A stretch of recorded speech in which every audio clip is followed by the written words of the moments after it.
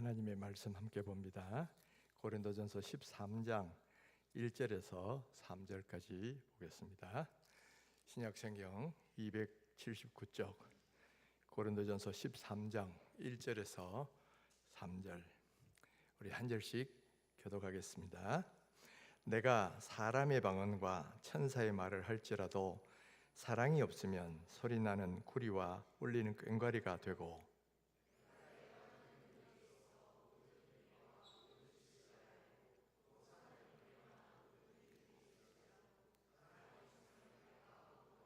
함께 내가 내게 있는 모든 것으로 구제하고 또 내 몸을 불사르게 내줄지라도 사랑이 없으면 내게 아무 유익이 없느니라. 아멘. 이 사람이 살아가는 사회에서 사람을 힘들게 하는 가장 중요한 요인 중에 하나가 인간 관계의 갈등이라는 거예요. 이 가장 많은 시간을 함께하는 부부 간에도 갈등이 있고요, 또 부모와 자녀 사이에도 갈등과 긴장이 있어요. 또 그리고 직장에서도, 또 그리고 하나님을 잘 섬긴다고 하는 교회 안에도 보면 이런 의견의 차이들로 인해서 간혹 갈등이 생겨나는 것을 볼 수가 있어요. 근데 이 인간관계라는 건 참 묘해가지고 각 사람을 떼어놓고 보면 다 좋은 사람이야. 그런데 같이 있으면 거기서 의견 차이가 나오고 거기서 갈등이 생겨난다는 거예요.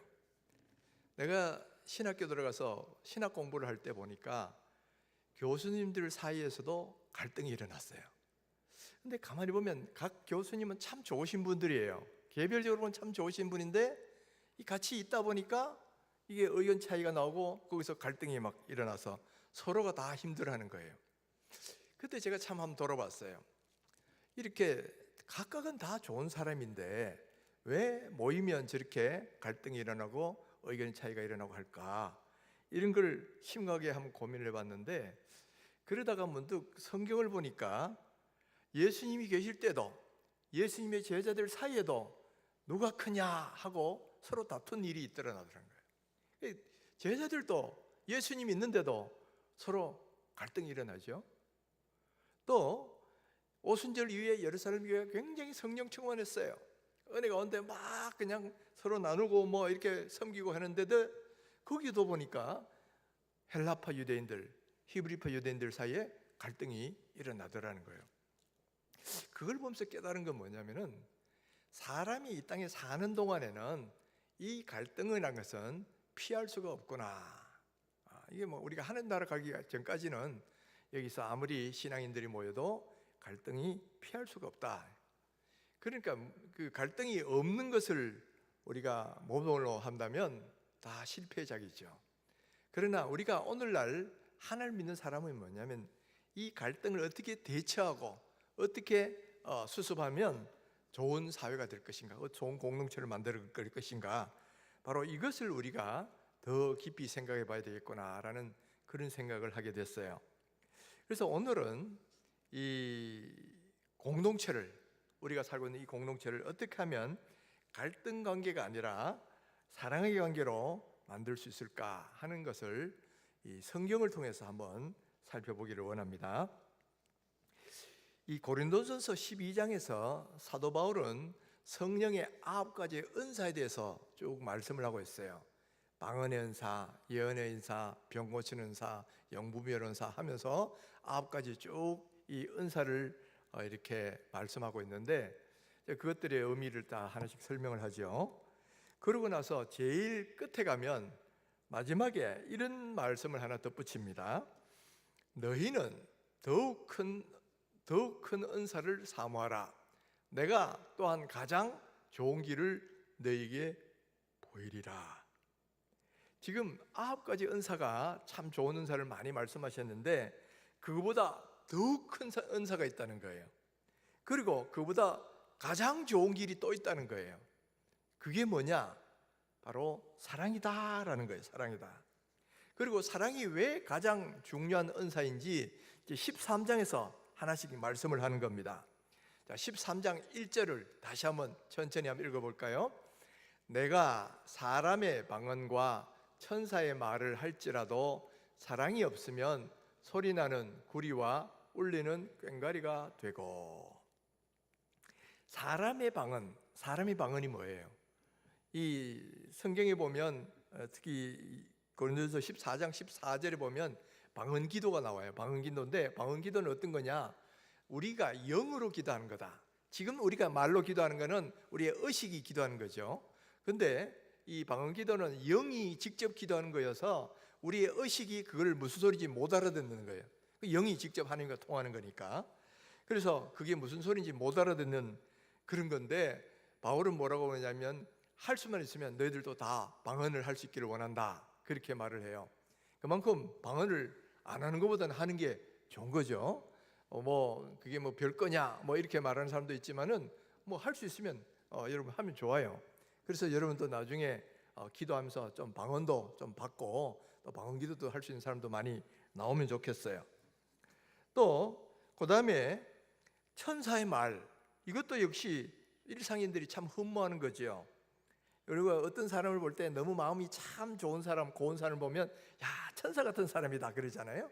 그러니까 천사 같은 사람이 천사 같은 말을 하면 얼마나 아름다운 거겠어요. 그런데 오늘 성경에는 뭐라고 말하냐면 그런 좋은 사람의 방언을 할지라도, 그리고 천사의 말을 할지라도 거기에 사랑이 없으면 어떻게 되느냐? 소리나는 구리와 울리는 꽹과리가 된다. 소리나는 구리, 여러분 우리가 징이라는 게 있죠. 우리나라에 징이 구리로 만들어요. 그러니까 구리는 징징징징 하지만 소리나는 구리야. 무슨 의미가 전달되는 건 없어요. 소리만 나요. 또 꽹과리, 막 그보다 징보다 더 높은 소리로 막 울리는 꽹과리, 그것도 소리는 나지만은 의미 전달은 하나도 없어요. 그런데 우리가 천사의 말이나 사람의 방언을 할지라도 사랑이 안 들어가면 바로 이런 소리나는 구리와 울리는 꽹과리처럼 되어버린다, 소음만 나는 것이 된다, 그런 말을 하죠. 여러분 혹시 앵무새를 한번 본 적이 있습니까? 저는 그 어떤 카페에 가니까, 저기 의왕에 가니까 그 카페가 있는데 앵무새나 온갖 새들을 이렇게 키우더라고요. 근데 거기서 안녕하세요 그러면 안녕하세요 그런단 말이에요. 이 바보야 그러면 바보야 따라해요. 근데 앵무새들은 그 말의 의미를 하고 그렇게 할까요? 그냥 따라하는 것일 뿐이지 소리만 내는 거지 바보라는 말이 무슨 뜻인지 안녕하세요라는 말이 무슨 뜻인지 하나도 모르는 거예요. 그냥 소리만 내는 거야. 마찬가지로 우리가 사랑이 없는 말, 천사의 말이든 혹은 방언을 하던 것이든 사람이 아무런 사랑이 없이 그냥 그런 말을 하면 그것은 소리나는 구리와 울리는 꽹과리 혹은 아무 무의미한 저 앵무새 소리, 그런 것처럼 되어버린다라는 거예요. 그러니까 사랑이 이 말을 생명력 있게 만들어주는 중요한 요소가 된다는 거죠. 그 다음에 2절을 보시면 연이나 믿음도 사랑이 없으면 아무것도 아니다, 이렇게 말씀합니다. 여러분 예언하는 능력 얼마나 대단한 겁니까? 하나님의 깊은 비밀을 알고 하나님의 그 신비한 지식을 알아서 사람들에게 대언하는 거니까 이거 대단한 거죠. 그래서 요즘 미래에 어떻게 될 것이다, 어떤 예언에게 하는 능력이 있는 사람들 굉장히 이렇게 중요하게 생각하잖아요. 또 산을 옮길 만한 믿음, 이것도 대단한 거거든요. 우리의 믿음 속에는 대단한 믿음이 있어요. 그 중에는 산을 옮길 수 있는 큰 믿음도 있다 이 말이에요. 그런데 이 산을 옮길 만한 믿음이 있고 또 그리고 미래의 일을 알아맞히는 예언을 하는 능력이 있어도 그 가운데 사랑이 없다면 어떻게 되느냐? 아무 열매도 맺지 못하고 아무런 가치가 없다는 거예요. 내가 아무것도 아니라 그랬잖아요. 그러니까 그 능력도 사랑이 없으면 무의미한 것이 된다는 거예요. 그리고 3절 보시면 내가 내게 있는 모든 것으로 구제하고 또 내 몸을 불사르게 내줄지라도 사랑이 없으면 내게 아무 유익이 없느니라. 여러분 구제한다는 것은 참 이게 귀한 일이에요. 자기가 먹고 싶고 자기가 쓰고 싶은 거를 딱 절약해가지고 어려운 사람을 돕는 일이기 때문에 이것은 참 귀한 일이에요. 거기다가 자기 몸을 불사르게 내어준다. 이건 정말 대단한 거죠. 자기 생명을 막 불사르게 내주면서 어떤 사람을 이렇게 희생하면서 이렇게 살려준다든가 어떤 좋은 일을 하게 된다면 이거야말로 큰 일이잖아요. 제가 며칠 전에 신문을 보니까 2001년도인가 우리나라 대학생이던 이수연이라는 청년이 일본의 전철역에 갔다가 전철역에 떨어진 사람을 구하다가 대신 죽은 그런 일이 있어요. 그러니까 그 부모들에게 훈장을 줬다는 거야. 그게 이제 며칠 전에 신문이 났어요. 아버지가 먼저 훈장을 받았는데 아버지가 돌아가시니까 남은 어머니에게 다시 훈장을 줬다. 이게 이제 자기 몸을 희생하면서 한 사람을 살리려고 한 노래니까 그렇게 훈장까지 주면서 그 덕을 기리는 거죠. 자, 이렇게 자기 몸을 불사르게 내어준다는 건 이건 정말 고귀한 거예요. 그런데 그런 구제나 희생조차도 사랑이 없으면 어떻게 되냐? 바로 내게 아무 유익이 없느니라. 아무 유익이 없다는 거예요. 그러니까 사랑은 방언이나 예언, 이 은사들보다도 더 중요한 것이고 믿음이나 구제와 같은 선행들보다도 훨씬 더 소중한 것이다라는 거예요. 천사의 말, 사람의 방언 속에도 사랑이 들어갈 때 그것이 의미가 드러나고 생명력이 들어갑니다. 그리고 믿음도 사랑이 들어갔을 때 의미가 나타나게 돼요. 구제와 희생도 사랑이 있을 때에 나에게 유익을 가져다 줄 수 있다는 거죠. 그러니까 사랑은 이 모든 은사들에게 생명을 부여하고 의미를 부여하고 또 그 다음에 능력을 부여주는 그런 것이기 때문에 바로 12장 31절에서 뭐라고 말했습니까? 사랑이야말로 가장 좋은 은사다, 제일 좋은 길이다. 그러므로 이것을 사모해야 된다. 지금 그렇게 말씀하고 있다는 거예요. 그러니까 여러분, 우리가 성령의 9가지 은사도 귀한 거니까 여러분 받으려고 노력하셔요. 그렇지만 그거보다 더 중요한 것은 이 사랑의 마음, 사랑의 마음 갖는 것은 그 모든 것보다 더 중요하다는 거예요.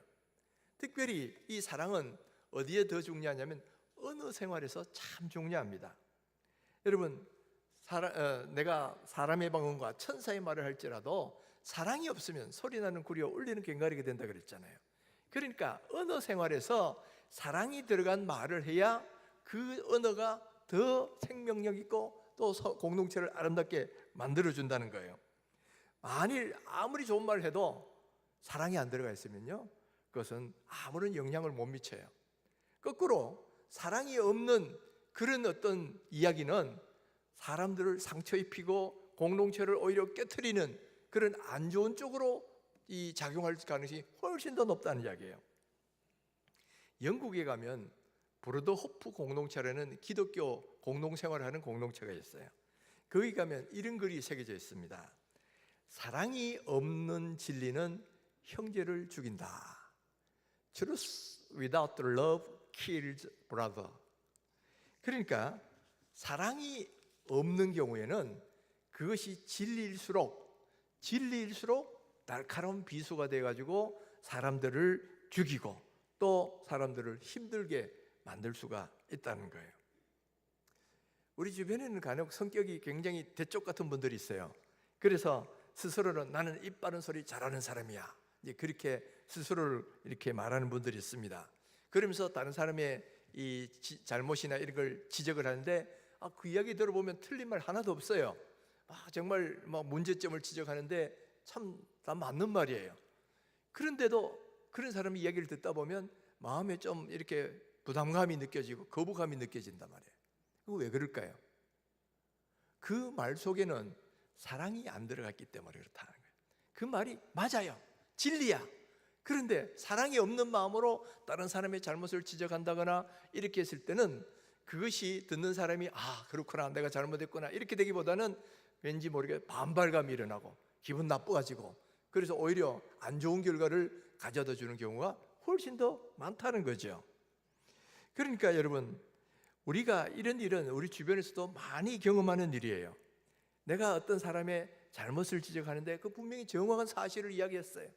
그런데도 만약에 내 말에 사랑이 안 들어가 있으면 그 말은 오히려 사실이라 하더라도 사람을 세워주고 또 좋은 결과를 가져주는 게 아니고 거꾸로 사람의 어떤 반발심만 일으키고 감정을 상하게 만들고 공동체 분위기를 깨트리는 그런 일로 작용할 때가 많다라는 거예요. 그러니까 이 사랑, 진리일수록 사랑의 말이 들어가야 돼요. 특히 내가 누구의 잘못을 지적하고 싶다, 그럴수록 사랑의 마음이 들어가지 않고는 여러분 그것은 좋은 결과로 나올 수가 없다라는 거예요. 여러분 아직 결혼하지 않았겠지만 곧 결혼할 분도 있죠. 이제 결혼하면 부부 생활을 합니다. 근데 부부 생활을 하면 이게 보면 부부 싸움을 이제 종종 하거든요. 이제 부부 싸움을 하면 이제 상대방의 막 단점들을 지적해요. 당신은 뭐 이래서 문제야. 그러면 당신도 그랬잖아. 그러면 뭐 이런 식으로 서로 이제 잘못을 지적합니다. 근데 그 말들은 다 맞아요. 오랫동안 봐왔고 또 마음속에 담아두고 있는 말들이 나오는 거기 때문에 다 맞는 말이야. 근데 문제는 뭐냐면은 그 안에 그냥 사랑이 들어가지 않은 상태에서 화가 나서 막 짓거리는 말은 여러분 그러고 나서 좋은 결과 나오던가요? 안 그렇거든요. 여러분 아마 벌써 데이트하고 있는 사람들도 있을 텐데 아마 벌써 데이트하는 과정에도 그런 어떤 좀 다툼을 해본 경험이 있는 사람들 있을 거예요. 이렇게 분명히 그 단점이 있고 그게 늘 내 마음속에 아쉽게 생각하니까 내 마음에 묻어두고 있다가 어느 안 좋은 순간에 튀어나온단 말이야.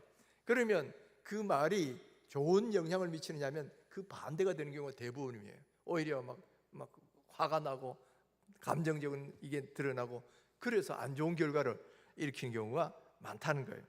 그래서 여러분들이 화났을 때 상대방의 약점을 정확하게 한번 지적을 해보세요. 그러면 얼마나 그게 상대방에게 상처를 주고 부부관계를 또 이성관계를 깨트리는지 분명히 확실하게 경험하게 될 겁니다. 그러니까 이 사랑 없는 마음으로 화난 상대에서 함부로 하는 말, 이거 정말 조심해야 돼요. 이건 교회 공동체 안에서도 마찬가지입니다. 교회 공동체 안에도 보면 분쟁이 일어나는 그런 경우가 많아요. 우리 교회는 다행히 참 은혜 가운데 큰 분쟁이나 이런 게 지금까지 없었어요. 제가 오고 난 뒤에는. 그렇지만은 이 분쟁이 일어나는 교회들 보면 분쟁이 일으키는 당사자들이 열심 없는 사람 없습니다. 나온 지 얼마 안 된 사람이 분쟁을 일으키고 그런 경우 보았습니까?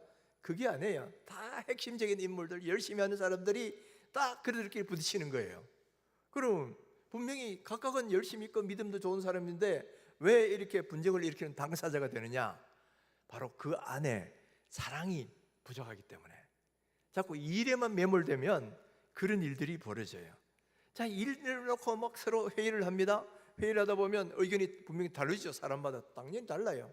그러나 그 말할 때 자기 주장이 옳고 이런 거 자꾸 이야기하다 보면 나중에 감정적으로 막 대응을 하게 되고, 그래서 그때부터는 안 좋은 결과가 나오게 되게 되는 거죠. 그래서 사랑이 없는 말은 바로 이렇게 형제를 죽인다, 공동체를 깨트린다, 이게 분명한 사실이라는 거예요. 우리나라에서 실제로 있었던 일이라 그러는데 어느 교회에서 이제 피아노를 새로 샀어요. 그러니까 이제 그걸 놓고 이제 기쁘잖아요. 새로 완전 피아노가 새 거에 들었으니. 그 어디에 놓을까?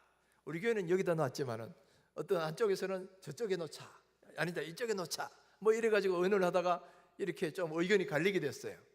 그런데 자꾸 이야기를 하다 보니까 나중에 어떻게 되겠어요? 감정이 상하게 되고 막 그냥 큰 소리가 나오게 되고, 그러다 보니까 또 선호도를 따라서 이쪽 편가 나오고 저쪽 편이 갈라지고 이래가지고 교회가 그냥 큰 분란이 일어났어요. 그래서 나중에 결국 교회가 갈라졌는데 이 한쪽이 나갔단 말이에요. 나간 교회가 교회를 새로 이름을 지었는데 오른쪽 교회, 오른쪽에 놓자고 주장한 사람들이 나가가지고 만든 교회가 오른쪽 교회, 그렇게 됐다는 거예요. 여러분 어떻게 어디 쪽에 놓느냐 사실 별거 아니잖아요. 더 나은 문제인데, 근데 사람이란 게 이런 비합리적인 요소가 상당히 많습니다. 사람들이 합리적인 요소로만 움직이는 게 아니에요. 감정이 움직이고 막 기분 나쁘다, 이게 사람의 행동을 결정하는 더 큰 요인이 된다 이 말이에요. 그래서 누가 나를 기분 나쁘게 했다, 누구하고는 어쨌다 이러면서 감정이 상해버리면 그 다음부터는 모든 이성적 생각이 다 마비가 돼버려요. 그래서 그때부터는 이렇게 갈라지고 공동체가 분리되는 이런 일들이 일어나요. 여러분 부부관계도 마찬가지입니다. 여러분 이 부부관계도 전에 실제로 또 어느 그 잡지에 나온 기사예요. 거기 보면 이 두 사람이 신혼부부가 이제 알콩달콩 이제 막 살떼고 있을 때예요. 사는데 오늘 배가 출출하니까 야 우리 감자 삶아 먹자 해가지고 감자를 삶았어요.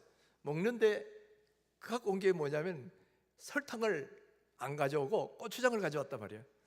왜 설탕 안 가지고 고추장 갖고 왔냐? 그러니까 뭐 고추장 찍어 먹는 거 아니냐? 뭐 그런 데가 어디 있냐? 우리는 설탕 찍어 먹는데 이거 참 이상하네 이러면서 서로 이제 티격태격하게 된 거예요.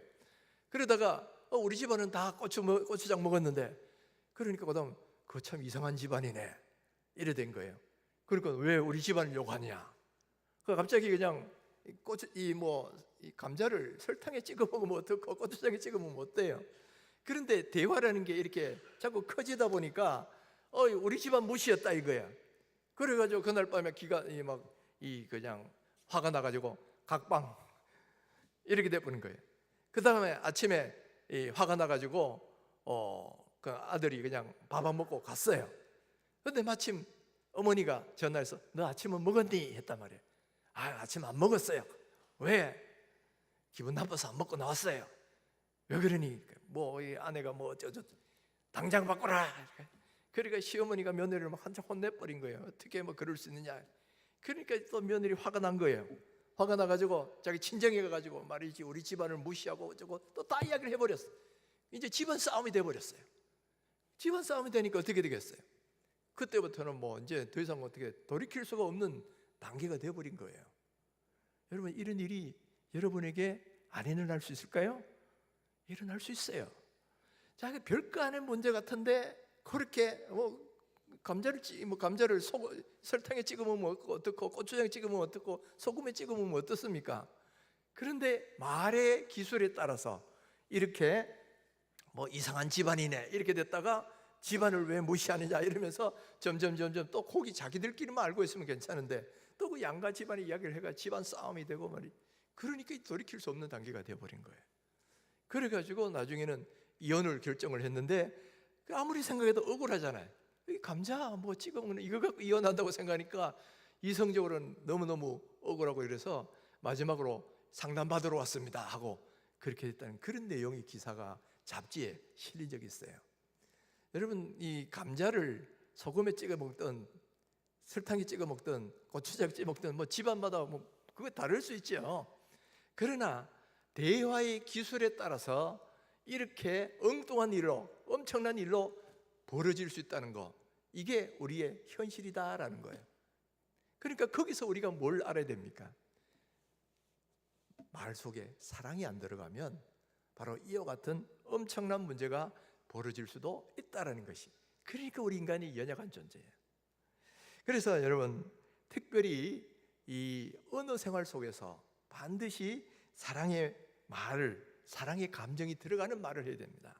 사랑 없이 특별히 다른 사람을 비판하거나 특히 화났을 때 함부로 해버리는 말은 그게 되돌릴 수 없는 그런 일들을 일으킬 수가 있다라는 거예요. 그래서 여러분, 내가 어떤 가르침을 하려고 할 때도 사랑의 마음을 들여서야 됩니다.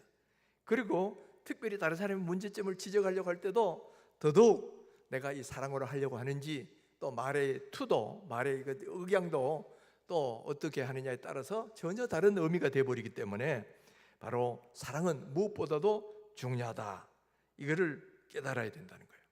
그래서 여러분, 반드시 대화 속에는 사랑의 원리가 꼭 들어가야 된다는 거죠. 제가 왜 이 말씀을 드리냐면은 제가 과거에 안 그랬거든요. 그리고 이 원리를 하나님이 깨닫게 해주신 때가 있었어요.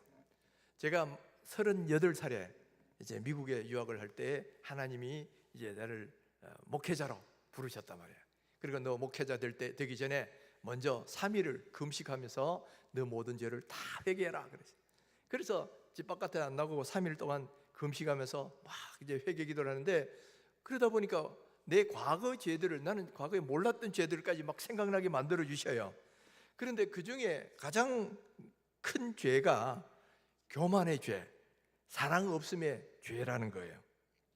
제가 목회자가 되기 전에도 성경 공부 참 많이 했습니다. 대학부 청년부 다니면서 성경 공부도 많이 했고, 또 대학원 다닐 때 제가 철학을 했는데 기독교 철학, 기독교 세계관, 기독교 학문 이런 쪽으로 많이 했거든요. 그래서 기독교적 관점에서 살아간다는 게 뭐냐, 이게 이제 기독교 세계관의 이야기예요. 그래서 그때도 제가 교회나 청년부나 또 선교단체를 가면서 기독교 세계관 강의를 많이 했어요. 많이 하고 또 많이 할 때는 성경적인 관점에서 봤을 때 교회가 이렇게 돼야 되는데 지금 안 그런 게 많잖아요. 그래서 한국 교회가 이게 문제고 이런 건 고쳐야 되고 막 이제 그런 걸 지적하면서 했죠. 이제 그렇게 했을 때 제 스스로는 어떻게 생각했냐면, 나는 광야에 외치는 자의 소리다, 세례요한처럼. 그래서 잘못된 걸 지적해가지고 회개를 촉구하는 이제 그런 사람이다라고 스스로 생각을 하는 거죠. 그리고 나는 불의를 보면 참지 못하는 이 어떤 선지자의 마음, 그런 걸로 이 하나님의 말씀을 전해야 되겠다 하는 그런 사명감으로 그렇게 했었어요. 뭐 지금도 제가 신사참배 여러분이 얘기했지만 그런 문제에 관해서는 정말 선지자와 같은 마음으로 내가 하나님의 말씀을 전해야겠다는 그런 사명은 지금도 갖고는 있어요. 그런데 그렇게 생각하고 했을 때에 그 안에 들어있는 문제가 뭐냐는 걸 하나님 깨닫게 해주신 거예요. 이렇게 다른 한국교회의 잘못을 냉철하게 지적하고 비판하고 막 그랬는데 거기에 문제가 있었다는 거예요. 두 가지 문제가 있었어요. 첫 번째는 너희 그 말 속에는 사랑이 없었느니라 라는 거예요. 사랑이 없었다는 거예요. 분명히 잘못 지적하는 그 말이 틀린 말이 아니에요. 정확하게 문제를 분석한 거예요. 그런데 그 안에 사랑이 없이 그런 말을 하고 있단 말이에요. 그러니까 이 사랑이 없이 다른 사람은 한국교회 문제를 지적하고 이런 것들이 결국 그것은 어떤 듣는 사람을 하여금 부담을 주고 오히려 반발심을 일으킬 수 있지 좋은 결과로 낳지 않는 경우들도 많다라는 거예요. 그래서 저는 그 이후로부터 그때 깨달은 게 바로 고린도전서 13장 1절이었어요. 사람의 방언과 천사의 말을 할지라도 사랑이 없으면 소리나는 구리와 울리는 꽹과리가 된다. 네가 그렇게 많은 좋은 성경의 진리를 잘 이야기하고 했지만은 그 안에 사랑이 없었느니라. 그래서 그것이 좋은 결과로 이어지지를 못했다는 거예요. 그래서 그걸 깨닫고 난 뒤에는 제가 이번에 신사참배에 대해서 하나님이 우리 민족을 향한 그것을 알게 되었을 때는 그 전까지는 우리가 안 했으니까 잘못했고 한국교회가 이런 죄를 지었고 이런 식으로 접근하던 것이 하나님 바꿔주셨어요. 그 민족의 죄를 나의 죄로 알고 내 죄가 우리가 이런 죄를 지었습니다 하는 이제 그런 입장으로 바뀐 거죠. 그전에는 이건 전도를 잘못했고 이리 지적하고 비판하고 하는 것이 그 문제가 결국은 나 문제다, 내 문제를 알고 내가 내 잘못을 알고 다니엘처럼 회개하는 이런 태도를 바꾸어 주셨어요. 그래서 첫째는 이렇게 사랑으로 이야기하는 거, 그게 없었다는 거 가르쳐 주셨고, 두 번째는 또 깨닫게 하신 게 뭐냐면 남들을 이렇게 비판하고 정죄할 때는 그 속에는 교만함이 들어있다는 거예요. 나는 옳고 저 사람들은 나쁘고 이런 의식이 그 속에 들어있는 거거든요. 그러니까 나는 어렵고 저 사람들은 잘못됐고 하는 이 어떤 바리새적인 그런 어떤 선민의식 혹은 교만함, 이런 마음들이 그 속에 들어있다는 이야기예요. 그래서 주로 이제 지금도 보면 한국교회가 다 썩었고 이렇게 부르짖는 사람들 속에 보면 대부분 나는 옳고 저 사람들은 다 나쁜 놈들이야, 이런 의식이 사실 그 속에 좀 들어있어요. 그러니까 그게 바로 교만이라는 이야기예요. 그래서 이 교만함이라는 것은 마치 내가 하나님의 입장에서 재판장이 돼서 저 사람은 유죄 이런 걸 내리는 거잖아요. 바로 그런 자세가 바로 이게 교만함이라는 이야기예요. 그래서 하나님이 그때 교만함의 죄를 많이 회개하게 하셨고 겸손이 얼마나 신앙의 본질인가 하는 것을 깨닫게 해주셨어요. 그래서 겸손에 대해서 성경이 다 겸손의 원리로 되어 있구나 하는 걸 그때 제가 확 깨달았는데, 여러분 이렇게 다른 사람의 문제나 한국교회의 이런 잘못을 볼 때 분별은 잘 하셔야 됩니다. 그냥 휩쓸려가 그대로 답습하면 안 되니까. 근데 청년의 때가 되면 제일 그런 선과 악에 대한 이게 이분법으로 분명할 때예요. 그래서 어떤 문제를 보면 비판적으로 하고 저러면 안 돼 그러고 의기가 넘치고 불의에 대해 타협을 하면 안 되고 어떤 그런 마음들이 제일 넘칠 때가 젊을 때예요. 그 분별하는 것 자체는 좋아요. 진리를 분별해야지. 그런데 다만 그것을 접근하거나 표현하려고 할 때 사랑의 마음이 들어가 있는가 아닌가, 이거를 늘 보셔야 돼요. 마치 그냥 분노의 대상으로 내 모든 공격의 화살을 거기다 푸는 어떤 악의 축으로 만들어 놓고 돌덩이 던지고 하는 그런 것은 이건 성경적 정신이 아니다라는 거예요. 그것이 아무리 진리라도 그 안에 사랑이 들어가 있지 않으면 이거는 덕을 세우는 게 아니고 오히려 더 안 좋은 쪽으로 만들 수가 있다라는 거예요. 그래서 여러분들 나이가 들면 조금씩 또 부드러워져요. 또 그러나 이거는 성경적인 원리를 알고 그렇게 된다는 거예요. 그래서 여러분 어떤 잘못된 것을 볼 때도 분명히 옳고 가름은 분별은 해야 됩니다. 그러니까 무조건 나도 답습하고 이러면 안 되죠. 그렇지만 그 잘못된 걸 지적하거나 말할 때 바로 사랑의 마음을 가지고 하는가, 또 나는 어렵고 저 사람은 나쁘고 이게 아니라 그 죄가 나의 죄인 줄 알고 같이 아파하고 같이 힘들어하고 같이 눈물 흘리면서 회개하는 그런 마음이, 이게 필요한 것 아니에요. 이게 바로 성경적인 정신이다라는 거예요. 그래서 제가 그것을 깨달은 뒤로부터는 사람들을 함부로 비판하고 하는 이런 문제는 조금 조심스럽게 접근하게 됐어요. 그래서 비판하기 전에 우리가 모르고 또 입장을 모르고 막 함부로 비판하는 경우도 있잖아요. 나중에 알고 보면 다 어떤 특별한 상황이 있는데, 그래서 먼저 그 사람을 이해하려는 마음을 좀 더 가지려고 하는, 그 사람 입장에서 봤을 때 왜 저렇게 됐을까 먼저 한번 생각해보고, 그러고 나서 그 다음에 그래도 문제가 있을 때는 어떻게 사랑의 마음을 가지고 잘 좋은 쪽으로 이렇게 지적해서 좋은 결과를 낳게 하는 거, 이게 바로 그리스도인들이 가져야 될 언어적 습관이라는 이야기죠.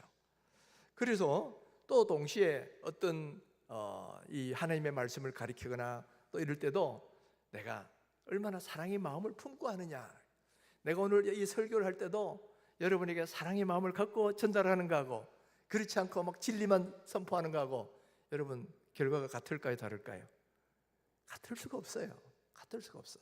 그래서 저도 여러분에게 앞에 나왔을 때는 이 하나님의 사랑을 가지고 여러분에게 이 말씀을 전하려고 노력을 하고 기도하고 그렇게 옵니다. 그래서 여러분 여기 교사들도 많이 있지만은 교사들이 이 돼가지고 아이들을 가르칠 때도 진리만 가르치면 안 됩니다. 진리만으로는 안 돼요. 진리 속에 사랑이 들어가고 사랑의 마음으로 아이들을 가르쳐야 이 아이들이 그걸 먹고 자라고 변화가 되지, 진리만 선포한다고 뭐 저절로 먹고 자라는 게 아니다 이 말이에요.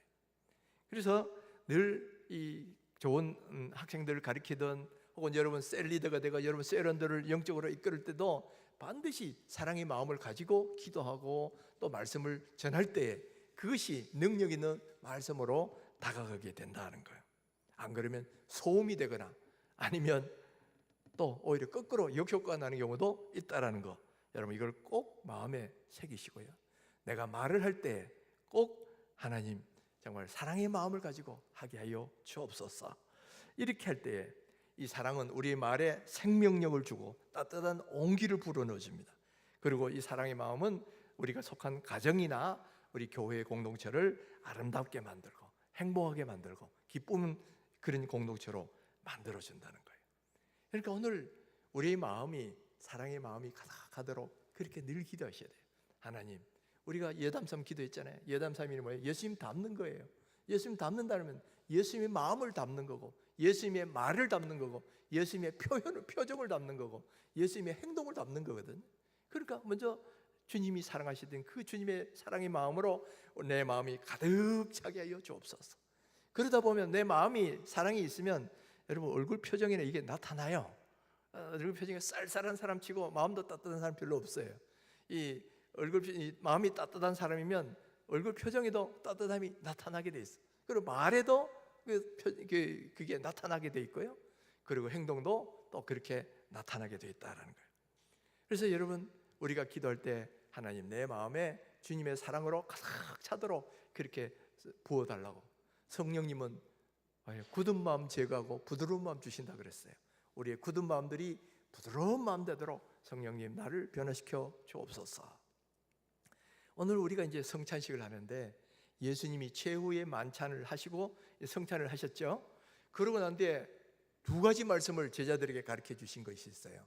첫 번째는 뭐냐면은 제자들의 발을 씻기셨죠.